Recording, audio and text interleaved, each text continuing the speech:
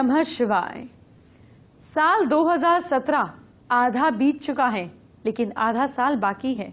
अगर शुरुआती आधे साल में आपका भला नहीं हुआ, कोई संकट बना रहा, निराश होने की जरूरत नहीं है। अभी आधा साल बाकी है। आपको बचे हुए आधे साल में अपने जीवन को ठीक कर लेना है। आज सोमवार है, इसलिए आज शिव जी की बात होगी। आज आपको बचे हुए साल में आपके साथ होने वाले शुभ अशुभ की जानकारी दूंगी। साथ ही वो उपाय भी बता दूंगी जिससे आपका बचाव होगा। आज महादेव आपकी शादी कराएंगे, इसलिए निराश होने की जरूरत नहीं है। और हाँ, हर संकट भोले भंडारी आपके बचे हुए साल में दूर करेंगे। इसके लिए कैसे पूजा करनी है, कौन सा फूल चढ़ाना है, ये सब जान लीजिएगा, तभी तो ये साल अच्छा होगा। क्योंकि आज सोमवार है, आपके बचे हुए आधे साल को ठीक करना है, तो आज मैं आपको सभी महा उपाय भी शिव से ही बताऊंगी। अगर आप चाहते हैं बचे हुए आधे साल में धन की कमी से आपका कोई काम ना रुके, तो ये उपाय कीजिए। आपको भगवान शिव को सोमवार के दिन यानी कि मंडे के दिन चावल चढ़ाने हैं। 2 दाने भी काफी हैं, बाकी चावल किसी जरूरतमंद को दान कीजिएगा। आपके पैसे का काम बन जाएगा। आधा साल बाकी है और बचे हुए आधे साल में अगर शिव को देखना चाहते हैं तो कहीं और क्यों खोजना, अपनी हथेली में देख लीजिए, शिव जी वहीं मिल जाएंगे। और अगर आपको आज से पहले नहीं पता था तो आज पता चल जाएगा। मैं आपकी हथेली पर शिव जी के संकेत दिखाने जा रही हूं। आपकी हथेली को बोर्ड पर मौजूद हथेली से मिलवा लीजिए। जैसे कि सभी जानते हैं, भगवान शिव को उनका त्रिशूल बहुत प्रिय है। त्रिशूल को लेकर समुद्र शास्त्र में ढेर सारी बातें कही गई हैं। कहा जाता है कि जिस इंसान के हाथ की रेखाएं मिलकर त्रिशूल का चिन्ह बनती हैं, उसकी हर रेखा का फल जो है वो कई गुना बढ़ जाता है। समुद्र शास्त्र के मुताबिक अगर त्रिशूल का चिन्ह भाग्य रेखा पर बना है, जो आपको दिख जाएगा, ये जो लाइन आपकी शनि की उंगली तक जाती है, सपोज ये ऐसे त्रिशूल की तरह बन जाए, ऐसा व्यक्ति बहुत ही ज्यादा भाग्यशाली होता है। अगर किसी इंसान की हार्ट लाइन के सिर यानी कि गुरु पर्वत के पास त्रिशूल का चिन्ह बन जाए, जैसे ये आपकी हार्ट लाइन है, यहां त्रिशूल का चिन्ह बन जाए, तो ऐसा इंसान सामाजिक प्रतिष्ठा को प्राप्त करने वाला होता है, गुणवान होता है। ये इंसान भाग्यशाली होने के साथ साथ धनवान भी बनते हैं। अब इसी तरीके से अगर ये आपकी सन लाइन निकल रही है, जो आपकी रिंग फिंगर तक जाएगी, ये सन लाइन पर अगर त्रिशूल बन जाए, तो ऐसा व्यक्ति, यहाँ पे जब सूर्य के पर्वत पर त्रिशूल का निशान बनता है, तो ऐसे व्यक्ति सरकारी क्षेत्र में नौकरी प्राप्त करने वाले होते हैं। गवर्नमेंट में इनको अच्छी पोजीशन मिलती है। इन्हें हर कहीं फायदा, अच्छी पोजीशन, प्रतिष्ठा प्राप्त होने के योग बनते हैं। लेकिन ध्यान रहे, त्रिशूल के साथ कोई और रेखाएं निकल रही हों, जैसे अगर सपोज इसके साथ साथ और भी रेखाएं निकल रही हों, ऐसे फोक बन जाए ढेर सारा, तो परिणाम जो है वो अच्छे नहीं होते हैं। बस ये देखना है कि ये परफेक्ट त्रिशूल बनना चाहिए। चलिए आज का दूसरा महा उपाय बताती हूँ, और इसका खास सवाल ये है कि क्या लंबे समय से संतान प्राप्ति नहीं हो रही है? डॉक्टर की सलाह के साथ साथ आप ये उपाय भी कर सकते हैं। हर सोमवार भगवान शिव को गेहूं चढ़ाएं। जैसे मैंने पहले कहा, गेहूं के 2 दाने भी भक्ति से चढ़ा दीजिए, श्रद्धा से चढ़ा दीजिए, काफी हैं। बाकी किसी जरूरतमंद को दान कीजिएगा। ये कीजिए, भगवान प्रसन्न भी होंगे और आपका काम भी बनेगा। बचे हुए आधे साल को अच्छा कर लीजिए। ये बड़ा मौका आपके पास है, क्योंकि सावन शुरू होने के बाद दिवाली तक त्योहार ही त्योहार हैं। तो अभी जो वक्त है उसे ठीक से अपने लाभ के लिए इस्तेमाल कर लीजिए। इसीलिए अब मैं आपको राशि के हिसाब से शुभ और अशुभ की जानकारी देने जा रही हूँ। बचे हुए साल में कुछ अशुभ के संकेत मिल रहे हैं, तो शिव जी कौन सा उपाय अगर आप उनका करते हैं तो आपकी सारी प्रॉब्लम्स दूर होंगी, अब वो जान लीजिए। मेष राशि के भक्तों के लिए पारिवारिक विवाद बढ़ सकते हैं। संपत्ति से जुड़ी कुछ समस्याएं सामने आ सकती हैं। मेष राशि के भक्तों को ओम नमः शिवाय की 3 माला का जाप डेली करना चाहिए। वृश्चिक राशि के लोगों के लिए बचा हुआ आधा साल आपके लिए अच्छा रहेगा। आपका फेम बढ़ेगा, आपको सक्सेस मिलेगी। बचे हुए साल में भगवान शंकर की कृपा होगी। मिथुन राशि के लोगों के लिए बचा हुआ जो आधा साल है वो न्यूट्रल रहेगा। आर्थिक समस्या को दूर करने के लिए आपको ज्यादा मेहनत करनी पड़ेगी। सोमवार को भगवान शिव का रुद्र अभिषेक करें। पंचमुखी दीपक जलाकर ओम नमः शिवाय की 11 माला का जाप करें। कर्क राशि के लोगों के लिए बचा हुआ आधा साल शुभ है। आपका आत्मविश्वास बढ़ेगा, आपको प्रतिष्ठा मिलेगी। गुस्सा आपका नुकसान कर सकता है, इससे आपको बचना है। रुद्राष्टक का 3 बार पाठ करें। सिंह राशि के लोग लियोस, आप लोगों का थोड़ा स्ट्रगल बढ़ेगा। अनचाहे खर्चों का सामना करना पड़ सकता है। पैसों के लेन देन में सावधानी बरतें। सब कुछ पेन डाउन करें, पेपर पर काम करें। रुद्राक्ष की माला से शिव गायत्री का पाठ करें। वर्गोस, कन्या राशि के लोग, बचा हुआ साल आपके लिए बहुत अच्छा रहेगा। आपको फाइनेंशियल गेन्स होंगे, कामों में सफलता मिलेगी। ओम नमः शिवाय की 1 माला का जाप डेली किया करें। तुला राशि के लिए सब शुभ है। करियर में उन्नति होगी, प्रतिष्ठा मिलेगी और आत्मविश्वास बढ़ेगा। वृश्चिक राशि वालों के लिए बचा हुआ साल अच्छा है। धर्म की तरफ रुचि बढ़ेगी, करियर में सफलता मिलेगी। धनु राशि वालों के लिए बचे हुए साल में संघर्ष होने वाला है। कोई बात नहीं, ये संघर्ष आपको कुछ अच्छा ही देकर जाएगा। बस अपनी हेल्थ के लिए ध्यान रखिएगा और गाड़ी को बेहद सावधानी से चलाइएगा। महामृत्युंजय मंत्र की 3 माला का जाप कीजिए और साथ साथ रुद्र अभिषेक भी करवाइए। मकर राशि वालों के लिए बचा हुआ साल ठीक ठीक रहेगा।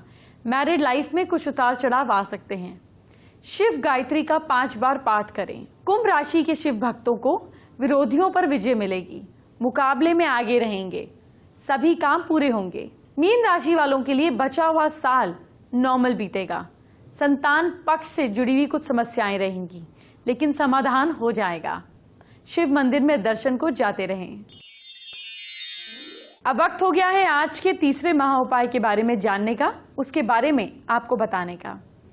सवाल ये है, ध्यान से सुनिएगा। क्या कोई मनोकामना पूरी नहीं हो रही है और चाहते हैं बचे हुए आधे साल में पूरी हो जाए? तो 21 बेलपत्रों पर चंदन से ओम नमः शिवाय लिखकर शिवलिंग पर चढ़ाने से आपकी सभी मनोकामनाएं पूरी होंगी। उपाय सोमवार को करें और 16 सोमवार लगातार करें।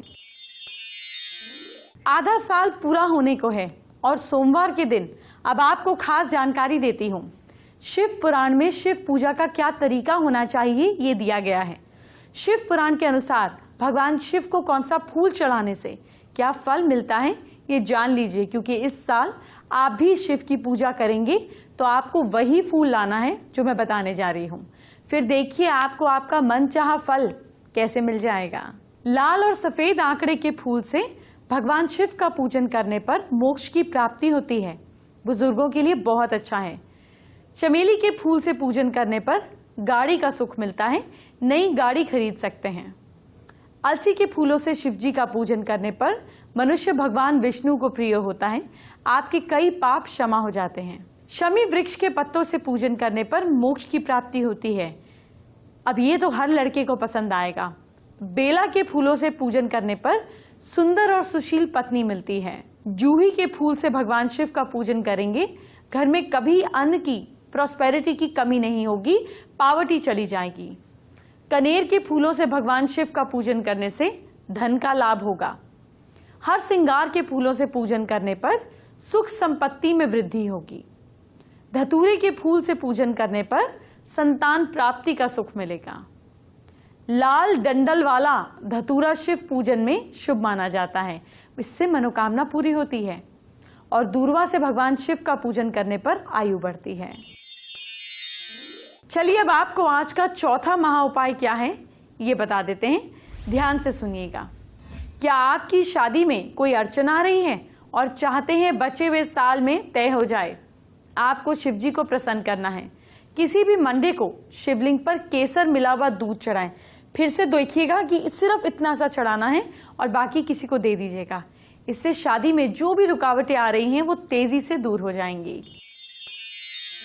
जो भी कुंवारे कुंवारी हैं उनके लिए भगवान शिव बहुत जरूरी है, क्योंकि भोले भंडारी की कृपा से ही आपकी शादी के योग बनेंगे। चलिए बचे हुए साल में आपकी शादी हो जाए और कम से कम तय हो जाए, इसके लिए कुछ उपाय बताने जा रही हूँ। कुंडली मिलाने से पहले ये उपाय कीजिएगा, कुंडली मिलाने पर वो नेक्स्ट स्टेज आ ही जाएगी। अगर लड़की की शादी में दिक्कत आ रही है तो थर्सडे को लड़की को व्रत करना चाहिए। उस दिन कोई पीली चीज का दान करें। सावन के महीने में जल्दी शादी के लिए आप खास उपाय कर सकते हैं। शिव जी को बेलपत्र चढ़ाएं। बेलपत्र की संख्या 108 होगी तो ज्यादा अच्छे रिजल्ट मिलेंगे। शिव जी की पूजा करके निर्मालय का तिलक लगाएं तो भी जल्दी विवाह के योग बनते हैं। सावन में किसी भी दिन हल्दी वाली रोटियां बनाएं। हर रोटी के ऊपर गुड़ का पीस रखें और गाय को खिला दें। लगातार 7 हफ्ते ऐसा करने से जल्दी शादी का योग बनता है। अगर लड़की की शादी में रुकावट आ रही है, पूजा वाले 5 नारियल लीजिए। भगवान शिव की मूर्ति या फोटो के आगे रखकर ओम श्री वरपदाय श्री नमः मंत्र का 5 माला का जाप करें। 5 नारियल शिव जी के मंदिर में चढ़ा दें। शादी की बाधाएं अपने आप दूर हो जाएंगी। मैं आपको इस पूरे हफ्ते देश के उन बड़े मंदिरों के दर्शन कराऊंगी जिनको देखते ही आपका आने वाला आधा साल अपने आप अच्छा हो जाएगा। आज शिव मंदिर चलते हैं।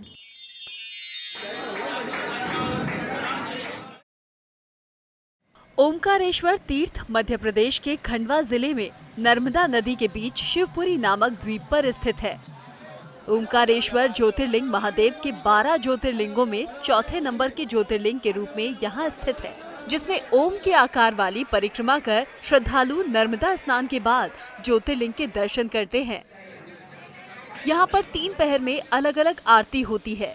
सुबह में मंगल आरती दर्शन, दोपहर में भोग आरती और रात में शयन आरती प्रमुख हैं। ओंकारेश्वर महादेव जी का मंदिर 12 ज्योतिर्लिंगों में से एक है और यहाँ पे भगवान श्री ओंकारेश्वर जी महाराज स्वयं रूप में विराजमान है। मान्यता है कि राजा रामचंद्र जी की 39वीं पीढ़ी के राजा मानधाता ने भोलेनाथ की तपस्या की थी।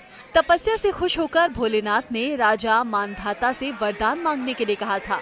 राजा मानधाता ने भोलेनाथ से 2 वरदान मांगे थे, एक कि आपके साथ मेरा नाम चले और दूसरा आप यहाँ ज्योतिर्लिंग के रूप में स्थापित हों। भगवान भोलेनाथ ने राजा मानधाता की दोनों इच्छाओं को पूरा किया था, जिसने आज भी ओमकारेश्वर का नाम शासक रिकॉर्ड में मानधाता के नाम से ही दर्ज है। और ओमकार की पहाड़ी में भगवान स्वयंभू भोलेनाथ विराजित है, इसलिए इस स्थान को ओमकारेश्वर के नाम से जाना जाता है। 12 ज्योतिर्लिंगों में चतुर्थ ज्योतिर्लिंग ओंकारेश्वर मानधाता राजा की तपस्या से स्वयं प्रकट हुए हैं। रात में यहाँ भगवान के लिए पन्ना हीरा चोपड़ा और पासी बिछाए जाते हैं। कहा जाता है कि भगवान रात को शयन के समय अपने परिवार के साथ यहाँ आते हैं और यहाँ बिछाए गए चौपड़ और पासी का खेल खेलते हैं। रात यहाँ रुकने के बाद अगली सुबह उज्जैन चले जाते हैं। हमारी परंपरा रही है कि बाबा भोलेनाथ माँ के साथ रात्रि विश्राम के लिए ओंकारेश्वर ज्योतिर्लिंग में पधारते हैं, जिनके शयन के लिए झूला, पलना, चौपड़, पासे लगाए जाते हैं। इसके पश्चात भगवान ओंकारेश्वर बाबा भोलेनाथ माँ के साथ शयन करके प्रातःकाल उठ करके महाकाल जाते हैं। अब एस्ट्रो स्पेशल की बात कर लेते हैं। आपके आधे साल को अच्छा बनाने वाली एस्ट्रो ट्रिप इस पूरे हफ्ते दूंगी। आज की पहली टिप ले लीजिए। क्योंकि आज शिवलिंग की बात हुई है, आपको शिवलिंग से रिलेटेड एक खास बात बताती हूं। शिवलिंग जो है उस निराकार का प्रतीक है, जिसका ना कोई फॉर्म है, ना कोई शेप है, ना कोई रंग है और ना कोई रूप है। उसी का प्रतीक है शिवलिंग। शिवलिंग और शिव और शंकर अलग अलग हैं, इसलिए शिवलिंग के साथ किसी भी चीज को कंफ्यूज ना किया करें। शिवलिंग पर आप अपने सारे प्लैनेट्स को, सारे इल इफेक्ट्स को खत्म कर सकते हैं, क्योंकि निरंकार जो कुछ नहीं है उसी से सारे प्लैनेट्स आए। तो सबसे पहले जब आपको सूर्य को मजबूत करना हो, सन की स्ट्रेंथ बढ़ानी हो, तो शिवलिंग पर 2 दाने आप गेहूं के डाल सकते हैं, सन की स्ट्रेंथ बढ़ेगी। ऐसे ही मून की करनी हो तो आप 2 दाने चावल के डाल सकते हैं, इतना सा कच्चा दूध चढ़ा सकते हैं। इसी तरीके से अगर मंगल की करनी हो तो आप थोड़ा सा कुछ मीठा रख सकते हैं, जैसे बूंदी रख दी। अगर आपको बुध की पढ़ानी हो, बुध की स्ट्रेंथ बढ़ानी हो, तो आप हरे पत्ते जैसे बेलपत्र होता है वो रख सकते हैं। इसी तरीके से अगर आपको अपने शुक्र की पावर बढ़ानी हो तो आप इतना सा शहद लेकर शिवलिंग पर लगाइए या दही लगाइए, शुक्र की स्ट्रेंथ बढ़ेगी। अगर आपको केतु की स्ट्रेंथ बढ़ानी है तो शिवलिंग के पास आप नींबू रख सकते हैं, शिवलिंग के ऊपर जरा सी इमली रख सकते हैं। इसी तरीके से अगर आपको अपने राहु की स्ट्रेंथ को घटाना है या आपको राहु देव तंग कर रहे हैं तो शिवलिंग के ऊपर आप थोड़े से जौ चढ़ा दीजिए। गुरु की स्ट्रेंथ बढ़ानी है, जुपिटर महाराज को खुश करना है, तो शिवलिंग के ऊपर थोड़ी सी हल्दी डाल दीजिए या हल्दी की गांठ रख दीजिए। इसी तरीके से अगर शनि महाराज की दिक्कत है, शनि महाराज से आपको ऐसा लग रहा है कि पीड़ा मिल रही है, तो शिवलिंग के ऊपर काले तिल चढ़ा दीजिए। सिर्फ ऐसा कर लेने से आपके सारे प्लैनेट्स परफेक्ट ऑर्डर में आ जाते हैं। एंटरटेन तो आप होते ही हैं, लेकिन अपने कल को संवारिए, अपने फ्यूचर के बारे में सोचिए।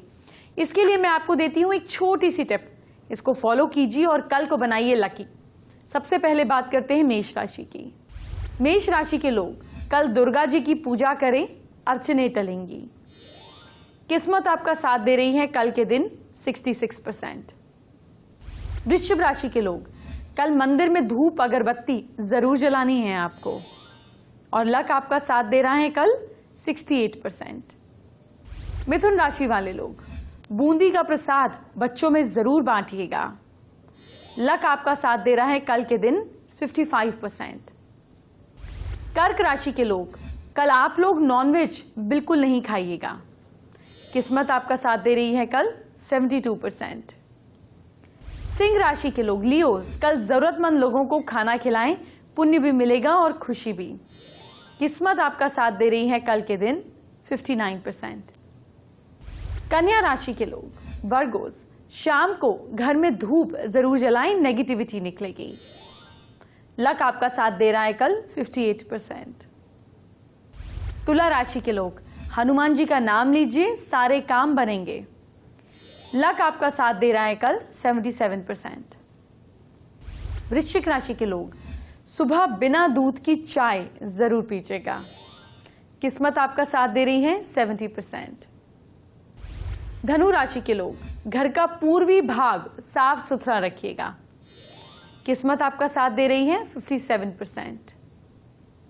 मकर राशि के लोग गायत्री मंत्र का पाठ करें, सब काम बनेंगे। लक आपका साथ दे रहा है 52%। कुंभ राशि के लोग मौसमी, जी हां, खाने वाली मौसमी का जूस पिए और हो सके तो 2-3 मौसमी गरीबों को बांटें। लक आपका साथ दे रहा है 82%। और मीन राशि के लोग हनुमान जी को याद करें, काम बनेंगे।